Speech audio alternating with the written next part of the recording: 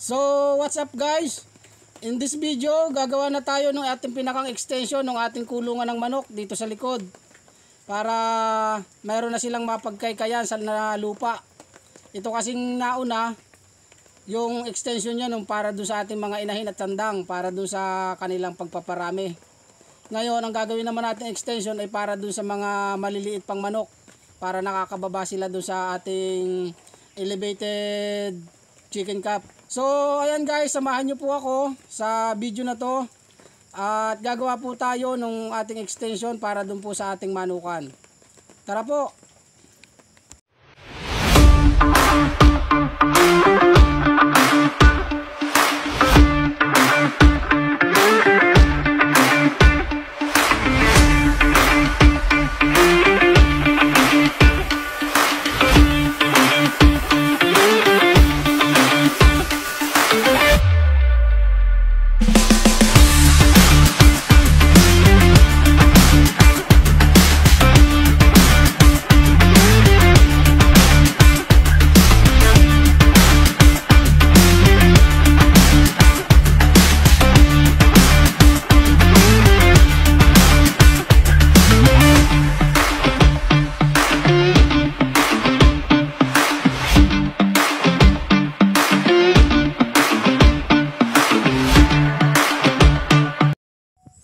So bali ito po yung ating naunang extension para po dun sa ating mga inahin at tandang. Yan po yung kanilang pagalaan papunta dun sa kanilang pugadan. So bali gagawa rin po tayo ng ganyan dun naman po sa likod, para dun naman po sa ating maliliit pang manok. So bali ayan po. Yan po yung ating lalagyan ng ano. Yan, lalagyan natin ng extension para mayroong magalaan itong ating mga manok dito sa likod. Yan yung ating mga alaga na mimiss na nilang gumala doon sa lupa at makapanuka ng mga damo, mga insekto, mga uod, mga sari-saring natural foods na kailangan nila.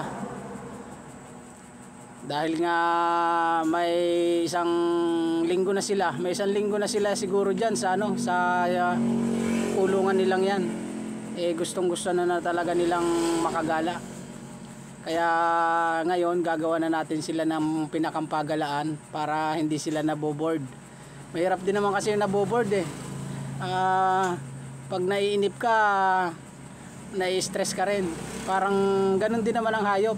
Pag nai-stress, siyempre, kailangan gumalagala ng konti at makapag-exercise doon sa mga bagay na ginagawa nila dati.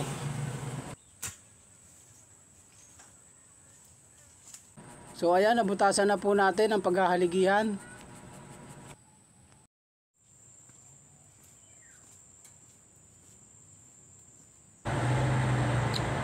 Bali ngayon po, nakapagputol na tayo ng kawayan. Kasi yung ginagawa natin na chicken na extension ng chicken cup natin is 14 feet by 14 feet. So bibiyakin na natin yan at ididingding na natin doon sa kanyang sa kanyang area. Iyan pong mga kawayan na yan ay pinanguha natin kahapon. Halos maghapon din po tayong bumanat niya ng pangunguha, kahit na medyo sumasama ang panahon, ulan init. So ang ginagawa ko, dire-diretso lang. Kapag hindi talaga kaya yung malakas na ulan, so hinto. Pag umiinit naman, so banat na uli. Kasi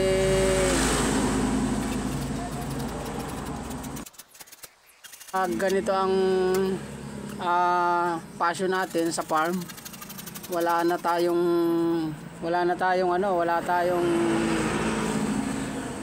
tayong choice kundi magtrabaho at ayusin natin yung ating mga maliliit na project na ginagawa.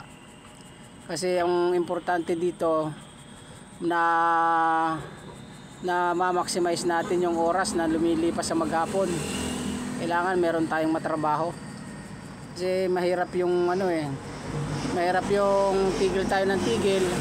Kailangan trabaho tayo ng trabaho kahit na mabagal. Kahit mabagal, umuusad tayo. Dahil nga farming yung ating farming yung ating pinagkakalibangan. Sa farm kasi lahat ng mga detalye kailangan magawaan mo ng paraan. Kailangan lahat ng problema mabigyan mo ng solusyon. Dahil kumbaga ikaw yung boss dito, ikaw rin yung empleyado, ikaw rin yung kikilos, ikaw rin yung gagawa ng lahat ng bagay na kinakailangan sa iyong pagpa-farm.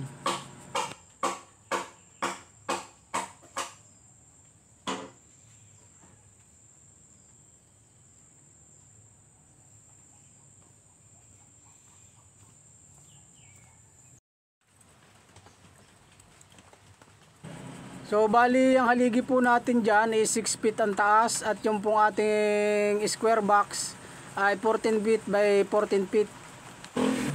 Liko muna tayo ng sinampay sa oras na to kasi umuulan na. Mababasa pa yung ating mga sinampay kaninang umaga. Ang hirap-hirap din naman maglaba kapag ganitong panahon na maya't maya rin umuulan. So dyan muna kayo guys at lilikumin ko muna itong sinampay natin. At babalik din tayo maya maya sa ating trabaho.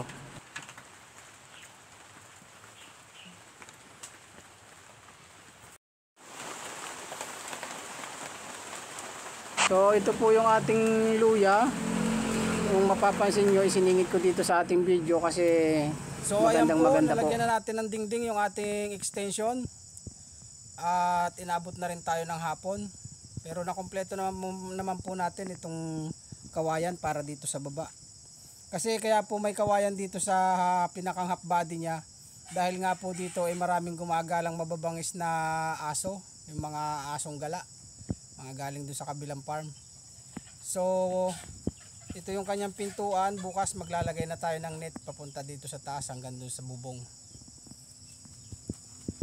At saka yung kanilang lalabasan doon galing sa kanilang bahay, yung papunta sa kanilang hagdan.